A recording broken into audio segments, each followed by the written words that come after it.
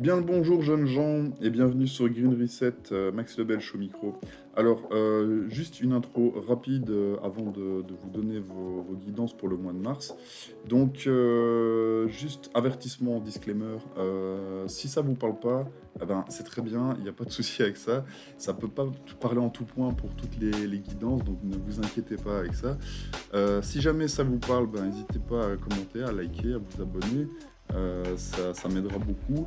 Et puis, je le répète, mais je fais des guidances gratuites. Moi, ça m'aide à me développer, à concrétiser un peu ben, les cartes qui sortent et voir un peu comment elles résonnent avec vos histoires personnelles. Donc pour le moment, ben, je le fais gratuitement et j'ai un peu de temps, donc n'hésitez pas à le faire. Mes coordonnées sont dans la barre de description. Et puis juste pour vous expliquer comment ben, j'ai pratiqué ce tirage, donc je vous ai tiré une guidance pour le mois avec un Rider Waite Smith classique. D'accord. Et puis après, pour compléter ou éventuellement vous donner un autre message, j'ai complété avec une carte de l'oracle Mission de vie, donc qui pourra éventuellement confirmer ou compléter et vous donner un autre message à la fin de votre tirage. Donc restez peut-être bien jusqu'à la fin pour avoir toutes les informations. Voilà. Et ben, en tout cas, je vous souhaite une très bonne guidance et à bientôt. Ciao. Hello les chemins de vie 3 et bienvenue sur votre guidance hein, pour le mois de mars 2024. Euh, pour vous, pas un tirage spécialement facile, même s'il y a des éléments, je pense, vraiment importants dans votre vie en ce moment, parce que j'ai quand même trois arcanes majeures. Donc actuellement, vous êtes dans une roue de fortune. Alors, ben, la roue de fortune, on la lance, mais à un moment donné, elle va pas forcément s'arrêter sur le bon, sur le million. Elle va pas forcément s'arrêter sur quelque chose de très positif. Ça peut être aussi très négatif. Bon, dans tous les cas, vous êtes dans une période où clairement, il y a des gros changements qui sont en route. Après, voilà, d'après les cartes qui entourent cette roue de fortune, moi je vous conseillerais un peu de peut-être un peu vous méfier des éléments. Bon, évidemment, si ça vous parle, hein, si ça vous parle pas, c'est que vous n'est pas adressé. Mais voilà, si actuellement vous avez dû prendre récemment des choix, par exemple, des choix importants, parce qu'en carte, dans un passé récent, j'ai le chariot. Donc ça peut signifier que vous avez pris une nouvelle direction dans votre vie, hein, soit un déplacement, un voyage, un changement quelconque. Le but du chariot, c'est un peu de réaligner un peu les deux parts qu'on a en soi, une part lumineuse, une part un peu plus ombreuse, et d'aller les faire aller dans la même direction, quoi. Donc de vraiment choisir sa voie finalement, quoi. Alors le chariot, ça peut être un chariot, un char triomphal, mais ça peut être aussi un char va-t-en-guerre, quoi. Donc, à vous de voir dans votre situation actuelle comment ça vous parlera. Euh, je pense que vous avez effectivement, pour ceux à qui ça a parlé, amorcé un gros changement, une nouvelle route à prendre dans votre vie, qui va activer une route fortune. Après, est-ce qu'elle va vous être bénéfique ou maléfique, enfin maléfique, pas forcément maléfique, mais en tout cas, ce qui va vous apporter de l'abondance, ça, j'en sais rien. Après, ça fait partie d'un cheminement qu'on a tous. Ce que vous avez avec cette route de fortune un peu en blocage, c'est un roi de bâton. Alors, le roi de bâton, normalement, quand on a l'enthousiasme et la motivation de faire des projets, ben, c'est le feu qui nous anime.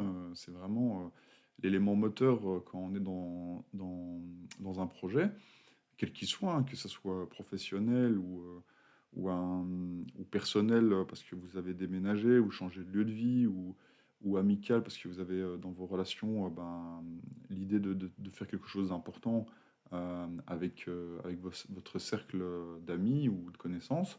Le roi de bâton, il est relativement bien stable et il maîtrise bien sa motivation et son enthousiasme. Mais là, comme elle arrive en blocage sur la route fortune, j'ai plutôt l'impression que c'est justement quelque chose que vous devez peut-être un peu stabiliser, quoi.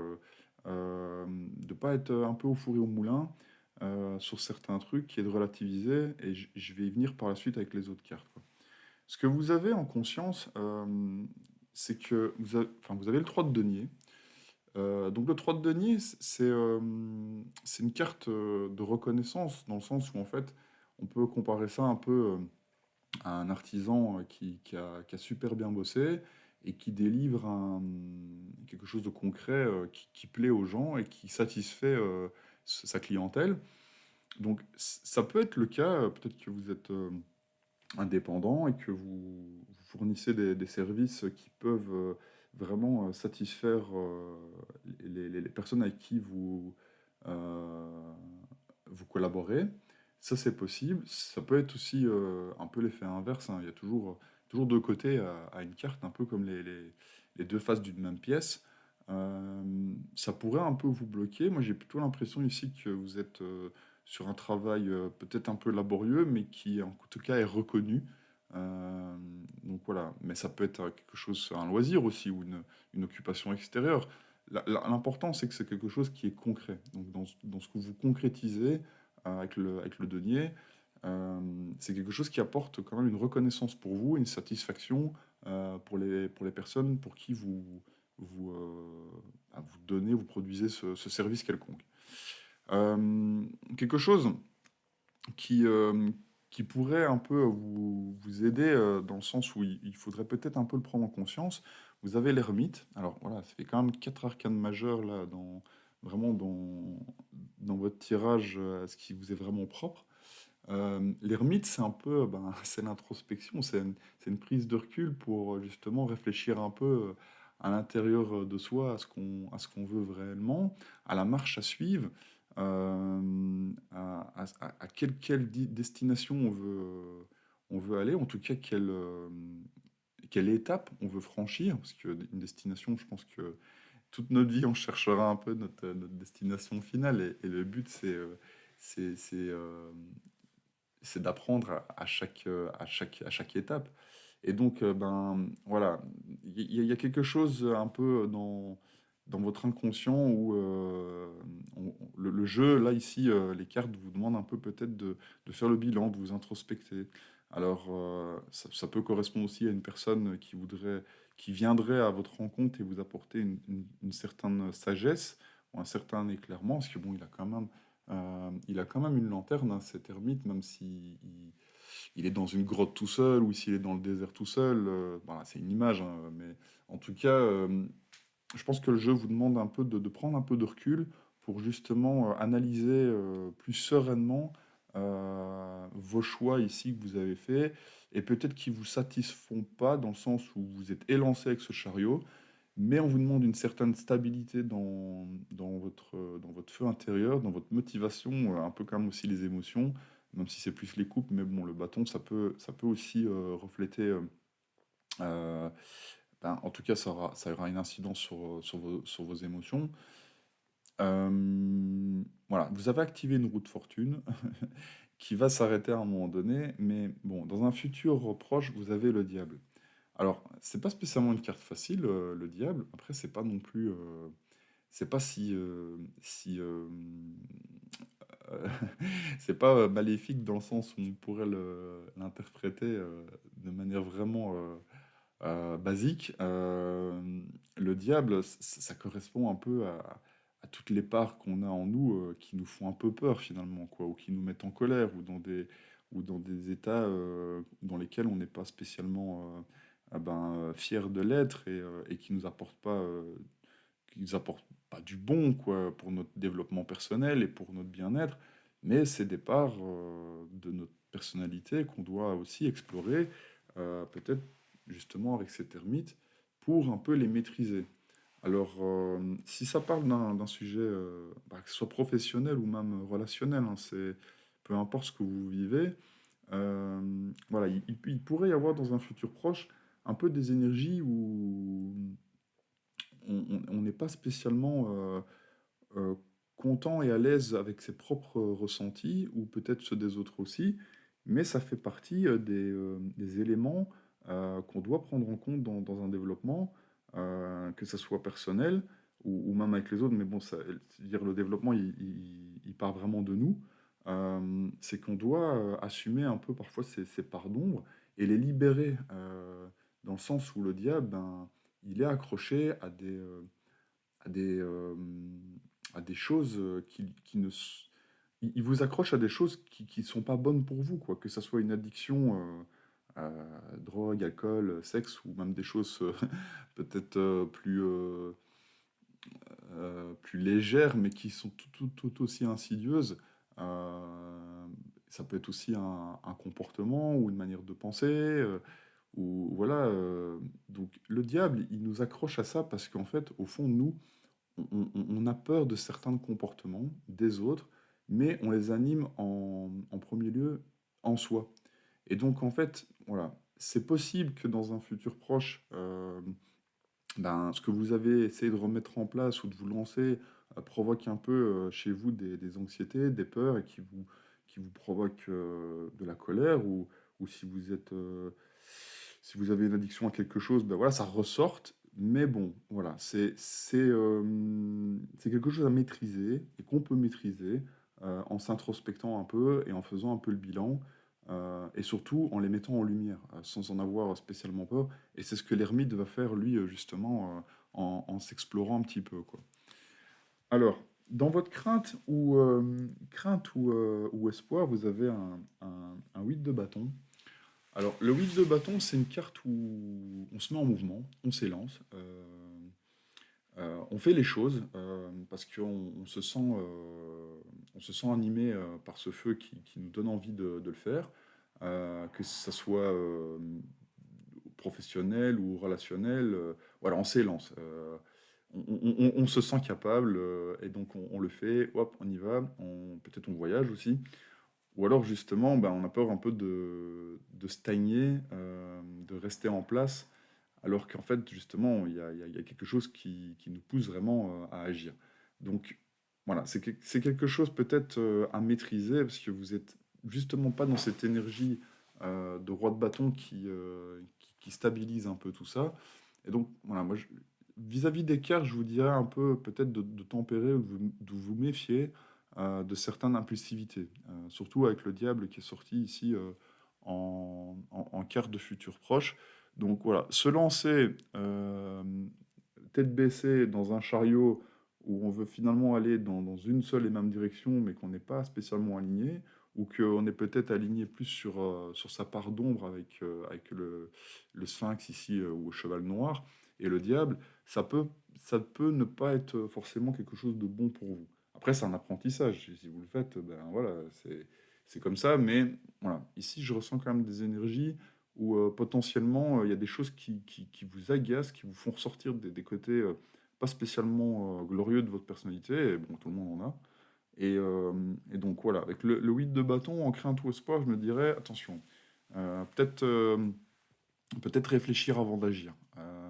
Je pense que le 8 de bâton, qui lui est une carte d'action, ici vous dit justement, oh, calme-toi, calme-toi, on va voir un peu ce qu'on peut faire, quoi. En énergie extérieure, vous avez un valet de coupe. Alors, ça peut symboliser une personne qui vient à votre rencontre et qui a des sentiments pour vous, alors amicaux ou vraiment sentimental, amoureux. C'est possible. En tout cas, c'est quelqu'un c'est quelqu'un d'extérieur ou avec qui vous voulez partager des sentiments. Bon, attention que le valet, c'est pareil, c'est un début, c'est un commencement, ça peut être une chouette histoire, amicale ou autre. Mais bon, le valet, il est jeune. Alors, c'est pas forcément quelqu'un de jeune physiquement, hein. On peut avoir 70 ans et être toujours dans l'énergie du valet, même si en général ça représente quand même une personne un peu plus jeune. Mais l'idée, c'est que le valet, il a envie de s'élancer ou de partager ses sentiments, mais il n'a pas l'expérience d'une reine ou d'un roi. Et donc, ça peut être quelqu'un d'un peu maladroit. Et donc, comme il ne maîtrise pas ses sentiments, bah, il pourrait être un peu dans la manipulation ou dans le chantage affectif, ce genre de choses. Ça, c'est possible avec un valet. C'est pas toujours le cas, évidemment. On commence tous à un moment donné quelque part, et donc dans les étapes de développement, ben, on commence tous par le valet ou par un as, hein. Ça va pas dire pour ça qu'on va emprunter un mauvais chemin, mais voilà. Avec les cartes que j'ai tirées jusqu'ici, notamment le diable, et puis après, ici en résultat final, un 7 d'épée, dont je vais en parler après. Voilà, je lui dirais, si vous avez quelqu'un dans votre entourage qui fricote un peu avec vous, ou qui, voilà, ou en tout cas qui essaie d'établir des liens, voilà, prudence. Prudence surtout avec ce 8 de bâton qui arrive ici en crainte ou espoir, et je pense que c'est plutôt quelque chose à se méfier. Alors, votre conseil, vous êtes dans le 10 de coupe. Donc vous, en fait, vous terminez un cycle au niveau de vos émotions. Alors, ça peut se solder par quelque chose de très positif où on célèbre, comme à l'image de cette carte, on voit une famille qui est heureuse, qui a réuni ces 10 coupes et qui profite d'un certain plaisir. Après, bon, comme c'est un 10, ben, ça peut être aussi la fin. Donc, votre conseil, suivant votre situation, c'est soit de vous réengager vraiment pleinement dans la relation dans laquelle vous êtes, que ce soit professionnelle, sentimentale, amicale, ou justement ben, de la terminer. À vous de voir, quoi. Ça, c'est possible. J'ai plutôt l'impression ici, vis-à-vis des cartes, que ça serait plutôt quelque chose à terminer. Donc voilà, le 10 de coupe ici, elle apparaît vraiment de manière plutôt joyeuse.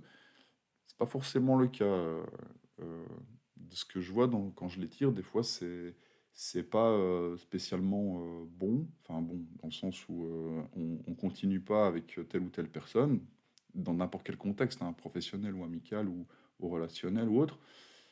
Mais bon, après, on n'en garde pas un mauvais souvenir non plus avec un 10 de coupe. C'est pas un 10 d'épée où on s'est pris la tête et finalement on est content que ça s'arrête. Donc voilà, à vous de voir. Donc ça, c'est votre conseil. Donc soit vous profitez réellement des sentiments de bonheur que vous avez avec votre cercle d'amis, votre famille, ou voilà, quels que soient les trucs, enfin, les conditions qui vous occupent l'esprit en ce moment, ça vous verrez en fonction. Mais en tout cas, voilà, c'est vos sentiments, c'est relationnel, et soit ça se termine et on recommence un nouveau cycle encore meilleur parce on veut continuer l'aventure, soit on l'arrête là, à vous de voir. En résultat potentiel, vous avez un 7 d'épée. Alors, le 7 d'épée, euh, et je pense que ça résume un peu ce qui se passe ici, c'est que ça vous demande une certaine clarté mentale, une certaine lucidité, de vous méfier quand même, parce que ben, il peut y avoir tromperie, manigance, manipulation avec un 7 d'épée. On voit ici une personne qui, ben, on a l'impression qu'il vient un peu voler les épées, et il n'en laisse que deux. Donc voilà, pendant que tout le monde dort, on prend les armes. Donc voilà, dans le set d'épée, il y a cette idée de clarté mentale, d'être vraiment lucide et rationnel sur comment on analyse une situation, mais de se méfier aussi un petit peu, quoi. D'accord? Voilà. Et puis, ben, comme pour les autres tirages, je vous ai tiré aussi une carte de l'oracle Chemin de vie. Et donc, on va voir si elle résonne avec le tirage. Et on me dit changement de voix. Alors je vous laisse regarder la carte, voir si elle vous inspirera aussi. Et puis je vais vous lire dans le petit livret ce que le guide nous dit à ce niveau-là. Alors, changement de voix. Tes guides te disent bien que tu dois changer de voie. Si tu as pris récemment une décision importante afin de changer complètement de domaine dans ta vie professionnelle, alors tu as fait le bon choix. Mais si tu es à ton poste depuis longtemps, tes guides te disent bien que ce n'est pas ta voie. Tu dois t'en rendre compte car les signes sont importants. Ils se manifestent par des événements imprévus, une fatigue assez importante, ainsi qu'une ambiance de travail qui se dégrade. Aie confiance en tout ce qui se passe autour de toi, même si cela est pénible sur le moment. C'est un signe pour que tu puisses entrer en lien avec ta mission de vie et cela va te demander de changer de voie. Tu dois aller vers un autre domaine pour être davantage en connexion avec toi-même. Si tu dois changer de direction, fais-toi confiance et surtout aie conscience que rien n'arrive par hasard. Donc tout événement, même anodin, est un signe que tu dois découvrir qui tu es véritablement. Bon, bah, je ne sais pas ce que vous en pensez, vous me direz, mais je trouve que ça correspond assez bien à cette idée de chariot, de changement, de roue de fortune, mais finalement un peu aussi d'analyser, de se méfier. Voilà. et de comprendre où on veut aller exactement. Allez, en tout cas, si ça vous a parlé, n'hésitez pas à liker, à vous abonner, et moi je vous dis à bientôt. Ciao!